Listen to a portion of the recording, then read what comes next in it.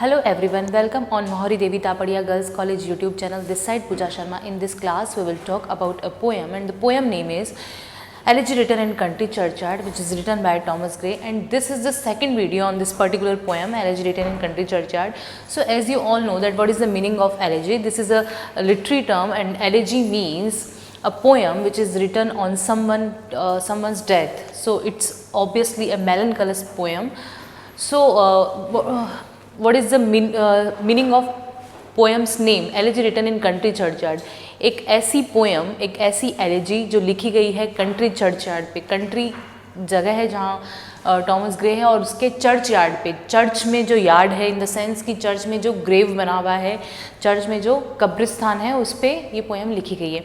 इस पोएम का जो थीम है वो यही दिखाया गया है कि डिस्क्रिमिनेशन स्पेशली दिखाया गया है. इसमें पुअर एंड रिच लोगों के बीच में डिस्क्रिमिनेशन, इवन मरने के बाद भी लोग डिस्क्रिमिनेशन करते हैं. किसी की जो ग्रेव है उसको अच्छी बनाया जाता है, जो रिच होते हैं, जो पुअर लोग हैं उन बेचारों की ग्रेव ऐसे ही होती है. तो एक तो डिस्क्रिमिनेशन दिखाया गया, एक इसमें ऑब्वियसली नेचर से रिलेटेड चीज़ें दिखाई गई है. चर्च यार्ड में क्या क्या है वो दिखाया गया है. तो ऑब्वियसली ये प्री रोमांटिक पोएट्स हैं, तो कुछ नेचर का एलिमेंट्स भी है इसमें, और कुछ इसमें जैसे प्री रोमांटिक पोएट्स में होता था कि उनको र्यून्स में लिखना, चर्च यार्ड में लिखना होता था, तो वो सब चीज़ें इसमें आपको एलिमेंट्स देखने को मिलेंगे जैसे प्री रोमांटिक पोएट्रीज में होते थे. इसके कुछ स्टेंजाज हमने पढ़ लिए हैं और रिमेनिंग स्टेंजाज पे आज हम फोकस करते हैं. So let's start. Their furrow of the stubborn glebe has broken. 25 lines हमने इसकी पढ़ ली थी. नेक्स्ट हम पढ़ रहे हैं. Their furrow of the stubborn glebe has broken. How jocund did they drive their team afield? How about the woods beneath their sturdy stalk? Let not ambition mock their useful toil. अब जो बात बताई जा रही है वो बताई जा रही है जो फार्मर्स हैं उन पे, कि फार्मर्स जो है वो क्या है. अब जैसे कल के वीडियो में हमने देखा था कि ऐसा था कि जो फार्मर्स थके हुए आते हैं, जो कि मर चुके हैं, अब वो जब थके हुए आते थे तो उनकी वाइफ्स उनके लिए खाना बना के तैयार रखती थी. इवनिंग का जो भी उनका प्रोसीजर रहता था कि अपने हस्बैंड को जो है वो सेवा करना, इट मीन्स तो ऐसा कुछ कुछ करती थी. बच्चे जो है दौड़कर अपने पापा के पास आते थे और एनवी फील करते थे किस शेयर करने के लिए, और उनके नीज़ पे चढ़ते थे. तो ये सब सीनरी कल के हमने जो स्टेंजास पढ़े थे उनमें चल रही थी कि अगर वो अभी भी जिंदा होते तो कुछ ऐसा होता. अब उनको तारीफ़ की जा रही है, उनकी प्रेज़ करी जा रही है कि वो जो फार्मर्स थे वो कैसे थे. तो प्रेज़ में बोल रहा है हमारा जो पोएट है वो, oft did the harvest to their sickle yield. वो अपनी हार्वेस्ट को, सिकल जो कि एक हल है, उससे अपनी जो हार्वेस्ट है उसको काटते थे. और देयर फोरो of the stubborn glebe has broken. और वो जो स्टबन जो भूमि जो है, जो ज़मीन जो है बहुत स्टबन इन द सेंस, वैसे तो स्टबन का मीनिंग होता है जिद्दी, यहाँ हम बोल सकते हैं कठोर. तो कठोर जो ज़मीन है उसको अपने जो भी सिकल होता था उससे वो मतलब उपजाऊ बनाते थे, उसे एक तरह से ज़मीन को वो जोतते थे. Their four of stubborn glebe has broken. How jocund did they drive their team afield. और how jocund, jocund in the sense happy, कि वो कितने हैप्पीली ड्राइव करते थे अपने टीम अफील्ड को, अपने फील्ड में टीम को. टीम से मीनिंग है यहाँ जो भी उनके पास में एनिमल्स होते थे जोतने के लिए, खेत को जोतने के लिए, चाहे वो गाय हो, बैल हो, कुछ भी हो, तो उनको वो कितना अच्छे से क्या करते थे, ड्राइव करते थे. ठीक है. How jocund did they drive their team afield. Team जो भी एनिमल्स थे उनको अपने फील्ड में. How bowed the woods beneath their sturdy stroke. और वो वुड को, जो पेड़ होते थे, उनको कितनी तेज़ जो है अपने जो भी उनके पास सिकल होता था या जो भी उनके पास में उस टाइम इंस्ट्रूमेंट होता था कुछ मजबूत पेड़ों को काटने के लिए, तो वो उनको काटते थे. तो इन शॉर्ट जो हमारा पोएट है वो कहना चाह रहा है कि जो फार्मर्स थे जो कि अब मर चुके हैं वो बेचारे बहुत ज़्यादा मेहनती थे. वो अपने मेहनत से जो कठोर भूमि है उसको उपजाऊ बनाते थे. वो अपने बैल को, अपने जो गाय है उनको अपने फील्ड में चलाते थे भूमि जोतने के लिए. और वो जो पेड़ होते थे बड़े बड़े मजबूत पेड़, उनको भी वो इजीली काट देते थे. मतलब पूरे टाइम वो अपना हार्डवर्क करते रहते थे. तो इन शॉर्ट द फार्मर्स जो हैं वो बहुत ज़्यादा क्या होते हैं, हार्ड वर्किंग होते हैं. फिर क्या बोल रहा है हमारा poet, let not ambition mock their useful toil, their homely joys and destiny obscure, not grandeur hear with a disdainful smile, the short and simple analysis of the poor. अब जो है ये जो लाइंस है 4 लाइंस, इनमें क्या बोलना चाह रहा है पोएट, ये बोलना चाह रहा है कि जो लोग इतने मेहनती हैं, जो ये फार्मर्स हैं, उनका तुम मजाक मत उड़ाओ। किसको बोल रहा है? जो लोग रिच हैं, है ना, उनको बोल रहा है कि जो इतने मेहनती लोग हैं उनका तुम मजाक मत उड़ाओ, इनके बिना तुम्हारा कुछ नहीं है। ऑब्वियसली फार्मर्स जो हैं अगर वो अपना काम करना बंद कर दे तो हम खाएंगे क्या? वो लोग कितना हमारे लिए हार्ड वर्क करते हैं, खेतों में रहते हैं, है ना, अपने जो फील्ड है उनमें कुछ कुछ हमारे लिए उगाते हैं, तो वो सबसे ज़्यादा हार्ड वर्क होते हैं। तो यहाँ पे जो पोएट है वो इनको फेवर कर रहा है, फार्मर्स को, जो पुअर लोग हैं उनको फेवर कर रहा है, और रिच लोगों को जो है कमेंट कर रहा है, बोल रहा है कि उनका तुम मजाक मत उड़ाओ। क्या बोल रहा है? Let not ambition mock their useful toil, कि उनके यूजफुल टॉयल पे, उनके हार्ड वर्क पे तुम मॉक मत करो। मॉक इन द सेंस कि तुम उनका मजाक मत उड़ाओ। Let not ambition mock their useful toil, their homely joys and destiny obscure, उनके होमली जॉयज मतलब वो जो छोटी छोटी चीज़ों में खुश हो जाते हैं, उनका तुम मजाक मत उड़ाओ। उनकी जो डेस्टिनी है उसको ऑब्सक्योर मत करो, मतलब तुम रिच लोग जो हो वो अपने से ज़्यादा जो गरीब लोग हैं, पुअर लोग हैं, उनका मजाक मत उड़ाओ। Nor grandeur hear with a disdainful smile, और तुम नॉट ग्रेंड्योर मीन्स कि तुम जो अपने शानो शौकत में हो उसके साथ गंदी स्माइल मत करो, है ना। किन पे? पुअर लोगों पे। मतलब तुम अपने शान शौकत में जो दिखावा है उसका दिखावा एटलीस्ट जो गरीब लोग हैं, जो किसान हैं, उनके सामने मत करो, और उनका मजाक मत उड़ाओ। उनके सामने जाके जस्ट तुम्हें ये नहीं शो करना है कि तुम हमारे से बहुत ज़्यादा डाउन हो, और उनको ऐसे डिस्डेनफुल स्माइल नहीं देनी है ना, मतलब उनका मजाक नहीं उड़ाना है। देन बात कर रहा है the short and simple annuls of the poor, जो पुअर लोग हैं उनकी स्टोरीज़ कैसी होती है? बहुत शॉर्ट होती है और बहुत सिंपल होती है। बहुत सिंपल लिविंग लोग होते हैं ये लोग। इनके छोटी सी जो स्टोरी होती है उसमें पूरी लाइफ एंड हो जाती है, ठीक है। और ऐसे ही जो लोग बहुत ज़्यादा रिच होते हैं, एरिस्टोक्रेटिक फैमिली से बिलोंग करते हैं, उनकी स्टोरीज़ कितनी होती है। तो यहाँ ये बोलना चाह रहा है जो पोएट है कि जो फार्मर लोग हैं, जो बहुत ज़्यादा मेहनती हैं, जो हार्ड वर्कर हैं, उनका तुम मजाक मत उड़ाओ। तुम अपनी शानो शौकत के सामने उनको ऐसे नहीं कि कुछ भी तुम उनका एक्सप्लॉइटेशन करो, ऐसा नहीं होना चाहिए। और उनकी जो लाइफ है बहुत ज़्यादा शॉर्ट है, बहुत ज़्यादा सिंपल है, बहुत ज़्यादा शॉर्ट और सिंपल स्टोरी है उनकी लाइफ की। देन क्या बात कर रहा है poet? The boast of heraldry, the pomp of power. इन जो नेक्स्ट स्टेंजास हैं 4 लाइन जो है उनमें पोएट बताना चाह रहा है कि डेथ के सामने सब स्लेव हैं, डेथ के सब गुलाम हैं, है ना। डेथ के सामने ना हमारी ब्यूटी टिक पाती है, ना हमारा पैसा टिक पाता है। सो हर चीज़ इमोर्टल है लाइफ में। तो मटीरियलिस्टिक वर्ल्ड को यहाँ क्रिटिसाइज कर रहा है जो हमारा पोएट है। कैसे? द बोस्ट ऑफ हर्डली, जो तुम्हारी ये डींगे हाँकने की आदतें हैं वो। द पॉम्प ऑफ पावर, जो तुम्हारा पार है, जो तुम्हारा पावर है, तुम्हारी शक्ति है। एंड ऑल दैट ब्यूटीज़, और जो तुम्हारी ब्यूटी है, जो तुम्हारी सुंदरता है। कुछ लोग होते हैं जो हर चीज़ पे अपना प्राउड करते हैं, प्राउड नहीं, वो एरोगेंट, एक्चुअली एरोगेंट करते हैं, ऐसे बहुत सारे लोग होते हैं।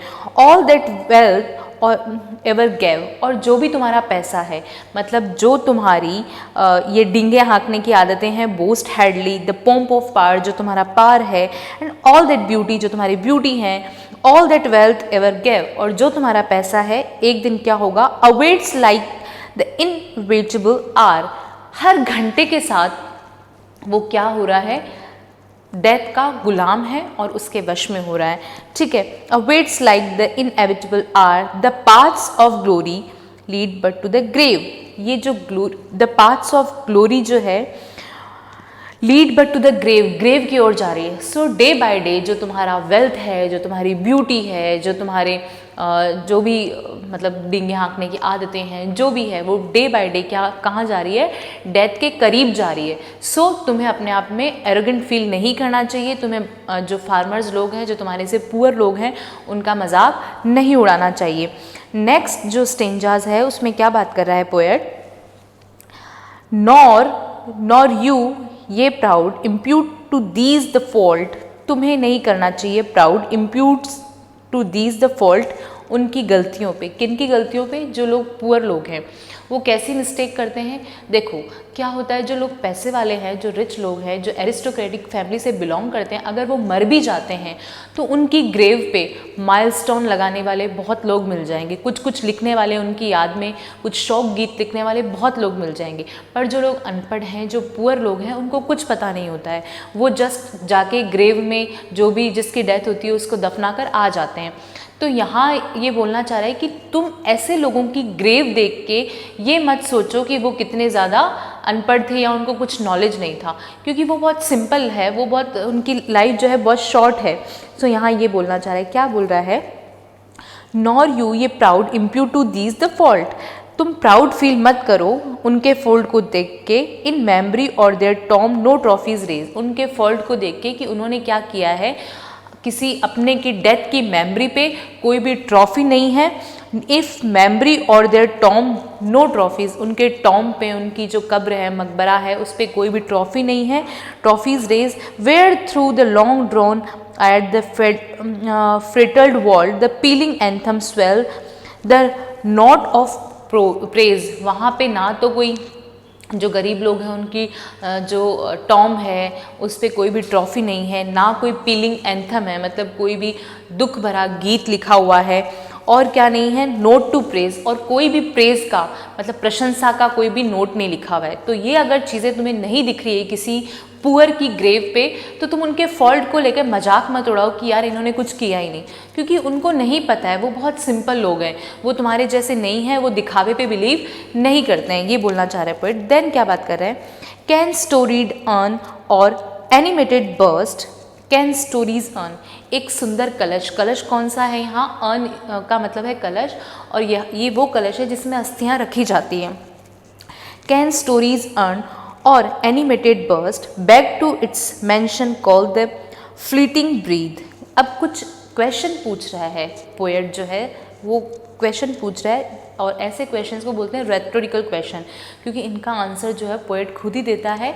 ऐसे क्वेश्चंस को क्या बोला जाता है, रेटोरिकल क्वेश्चन। सो यहाँ रेटोरिकल क्वेश्चन क्या है, back to its mansion call the fleeting breath, can honour's voice provoke the silent dust or flattery soothe the dull cold ear to death. देखो इन जो लाइन है, 4 लाइन्स, इसमें कभी जो पोएट है हमारा वो बात कर रहा है, can storied urn to animated bust, कि इनकी जो टॉम है उन पे ऐसा कोई अर्न नहीं है जिस पे कोई नक्काशी करी गई हो, ठीक है। एनिमेटेड बर्स्ट, कुछ भी कुछ एनिमेटेड सा नहीं है, वहाँ पे कुछ भी कुछ बना हुआ नहीं है। Back to its mansion call the fleeting breath, can honour's voice provoke the silent dust. अगर ये सब होता भी, अगर सपोज किसी गरीब के टॉम पे या किसी अमीर के टॉम पे अगर हम कुछ बना दें, कुछ स्पेशल बना दें, जस्ट लाइक कि कोई हम प्रेज़ का नोट लिख दें या कोई बहुत सुंदर सा अर्न बना दें जिस पे कुछ एनिमेटेड कुछ कर दें, नक्काशी कर दें, तो क्या ऐसा होगा कि वो मुर्दा वहाँ से उठ के उस चीज़ को प्रेज़ करेगा या इम्प्रेस होगा? ऐसा नहीं होगा। तो उस चीज़ का मीनिंग क्या है? Exactly the poet wants to say here, देखो क्या कह रहा है, can honour's voice provoke the silent dust, कि अगर ये सब काम कर दिए जाएं, किसी के लिए प्रेज का नोट लिख दिया जाए, तो क्या ऐसा होगा? Honour's voice provoke to the silent dust, कि जो ऑनर्स, उनको जो सम्मान दिया जा रहा है, उनके लिए जो कुछ किया जा रहा है, प्रोवोक, वो उनकी प्रोवोक करेगा उनकी साइलेंट डस्ट को। साइलेंट डस्ट का मीनिंग क्या आ गया है यहाँ, कि जो लोग कब्र में लेटे हुए हैं, जो मुर्दे हैं, उनको अगर ये सब सम्मान दिया जाएगा कि प्रेज नोट लिख दिया या फिर कुछ कर दिया, तो क्या वो जो नोट लिखेंगे, हम प्रेज नोट लिखेंगे या जो भी उनको ऑनर देंगे, वो उनकी साइलेंट डस्ट को प्रोवोक करेगा? क्या वो उससे इम्प्रेस होंगे और क्या वो इम्प्रेस होकर बाहर आएंगे? ऐसा होगा? नहीं, ऐसा कुछ नहीं होगा। तो मरने के बाद किसी के लिए कुछ करना इज़ लाइक कि कोई मीनिंग नहीं है। Or flattery soothe the dull cold ear to death, और ये जो फ्लैटरी, ये जो चापलूसी अगर तुम करो तो इससे क्या होगा? The dull cold ear to death, तो ऐसा थोड़े है कि उनकी जो डेथ है वो जो है वो डल हो जाएगी। तो मतलब कहने का मीनिंग यहाँ पोएट का ये है कि अगर किसी कोई कैपेबल है तो वो करे, उसको करना है तो होना उससे भी कुछ नहीं है। कोई अगर कैपेबल है, वो अगर अपने जैसे 4 फादर्स हैं या फादर्स हैं जो भी जिनकी भी डेथ हो चुकी है उनकी फैमिली में, उनके लिए अगर कुछ करना चाहें तो इसमें कोई दोहराई नहीं है, कुछ करो, अपने मकबरे पे कुछ भी बनवाओ, करो, कोई दिक्कत नहीं है। बट होना कुछ नहीं है, ऐसा तो है नहीं कि जो इंसान मर चुका है वो वापस उस चीज़ से इम्प्रेस होकर लौट के आएगा, ऐसा कुछ नहीं होने वाला है। तो अगर आप कुछ करते हो तो आपकी कैपेबिलिटी है, अगर कोई नहीं कर रहा है तो उसके पास नहीं है, और मीनिंग तो दोनों का ही कुछ नहीं निकलना, तो तुम क्यों उस गरीब इंसान का मजाक उड़ा रहे हो, यहाँ ये बोलना चाह रहा था पोएट। देन क्या बात कर रहा है, perhaps in the neglected spot in laid. देखो शायद परहैप्स इन दिस नेग्लेक्टेड जो जगह नेग्लेक्ट कर दी गई हो, स्पॉट इज लेड, कि यहाँ इस नेग्लेक्ट वाली जगह पे बहुत सारे लोग लेटे हुए हैं। ऐसी नेग्लेक्ट करने वाली जगह कौन सी है, कब्रें, जो गरीब लोगों की कब्रें हैं। ऑब्वियसली गरीब लोगों को नेग्लेक्ट किया जाता है। तो perhaps in this neglect spot is laid some heart once pregnant with celestial fire. जो ये कब्रें जिनको नेग्लेक्ट कर दिया गया है या करा जा रहा है, वो क्या थे, उनमें से कुछ लोग ऐसे थे जिनके क्या थे, हार्ट वंस प्रेग्नेंट, उनके हार्ट प्रेग्नेंट थे। यहाँ हार्ट प्रेग्नेंट का मतलब क्या है, हार्ट पूरी तरह भरे हुए थे, फुल थे, किस चीज़ से, सेलेस्टाइल फायर, बहुत ज़्यादा पैशन से, उनके पास बहुत पैशन था, ठीक है। Hands that the rod of empire might have swayed, और कुछ लोग ऐसे भी इन कब्रों में दफनाए जा चुके हैं जिनके हाथ शायद शासन करने के लिए बने हों। Hands that the rod of empire might have swayed, कि जिनके हाथ शायद शासन करने के लिए बने हों। और बैक टू एस्कटी द लिविंग लेयर, और हो सकता है इनमें से कुछ लोग ऐसे हों जो वीणा बजाने के लिए बने हों। तो यहाँ पे जो स्टेंजा है इसमें क्या बात करी गई है कि जिन लोगों की कब्रों को हम नेग्लेक्ट कर रहे हैं, मे बी उनमें बहुत सारे वर्च्यूज़ हों, जो लोग बेचारे मर गए, जिनको मौका ही नहीं मिला अपने क्वालिटी दिखाने का, अपने वर्च्यूज़ दिखाने का, अपने टैलेंट को दिखाने का, उनको मौका ही नहीं मिला। और लिटरली ऐसा होता है, बहुत सारे पुअर लोग ऐसे हैं जिनमें बहुत सारा टैलेंट है, बट वो lack of money, lack of knowledge की वजह से, नॉलेज इन द सेंस कि उनको पता ही नहीं है हमें हमारा टैलेंट कैसे शो करना है, उसकी वजह से वो अपने टैलेंट को बाहर शो नहीं कर पाते हैं और अपनी लाइफ को ऐसे ही एंड कर देते हैं। और उस टाइम तो बहुत ज़्यादा होता था, अब तो फिर भी कुछ लोग कनेक्ट हो गए, बट अभी भी ऐसा होता है कि बहुत सारे लोग हमें गाँव में ऐसे मिल जाएंगे जिनके पास में बहुत टैलेंट है, अच्छा वो गा लेते हैं, किसी किसी की आवाज़ बहुत अच्छी होती है, बट वो सिंगिंग नहीं कर पाते, वहाँ तक पहुँच ही नहीं पाते क्योंकि उनके पास लैक ऑफ मनी, पैसे की कमी है, या फिर वो नहीं जा सकते हैं, कैपेबिलिटी नहीं है, फैमिली अलाउ नहीं करती, बहुत सारे इश्यूज़ हो जाते हैं। तो यहाँ एग्जैक्टली जो पोएट है वो यही कहना चाह रहा है कि बहुत सारे ऐसे लोग हैं जिनकी कब्रों को हम नेग्लेक्ट कर रहे हैं, जिसमें से कुछ के हार्ट जो है वो सेलेस्टाइल फायर थे, मतलब पैशन से भरे हुए थे। कुछ लोगों के हाथ शायद एम्पायर, शासन करने के लिए बने हों, और कुछ लोग ऐसे हैं जो लोग शायद वीणा बजाने में परफेक्ट हों। इन ऐसी कब्रों को नेग्लेक्ट किया जा रहा है। सो आज हम इतने ही इसके स्टेंजास पढ़ेंगे, रिमेनिंग स्टेंजास हम इसके नेक्स्ट वीडियो में पढ़ेंगे। आई होप आपको ये समझ आ रही होगी। पोएम बहुत ब्यूटीफुल और बहुत इंपॉर्टेंट पोएम है ये आपके BA सेकेंड ईयर में है, बट ये एलिजी आपकी जो पोएम है, अगर आप मास्टर्स करते हैं इंग्लिश में तो भी आपको ये पढ़ने को मिलेगी, और बहुत अच्छी पोएम है ये। और इसकी जो टॉमस ग्रे की एकदम फेमस और अच्छी पोएम है ये। सो रिमेनिंग स्टेंजा हम कल के वीडियो में पढ़ते हैं। Thank you so much.